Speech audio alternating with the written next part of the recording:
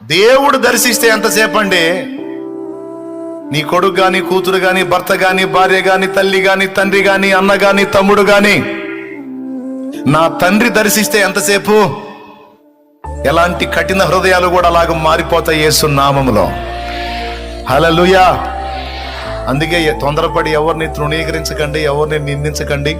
నీ ఫ్యామిలీలో అలాంటి సరుకుంటే తరచూ ఈ మాటని వాడండి. నువ్వు మారుతావు, నా తండ్రి నిన్ను మారుస్తాడు. నువ్వు మారుతావు, నా తండ్రి నిన్ను మారుస్తాడు. నువ్వు నాకంటే ఎక్కువ భక్తి చేస్తావు, నువ్వు నాకంటే ఎక్కువ భక్తి చేస్తావు, నువ్వు మారుతావు, నా తండ్రి నిన్ను తప్పనిసరిగా మారుస్తాడు, నా తండ్రి నిన్ను దర్శిస్తాడు అని నీకు అతడు బాధ కలిగించిన ప్రతిసారి ఈ మాటనే ఒక తిట్టనుకో. మనకు తిట్టాలనిపించింది కదా, తిట్టాలనుకున్నప్పుడు శాపాలు పెట్టడం కాదు, ఈ మాటనే ఒక తిట్టనుకొని ప్రయోగించు. నువ్వు మారుతావు, నిన్ను నా దేవుడు దర్శిస్తాడు,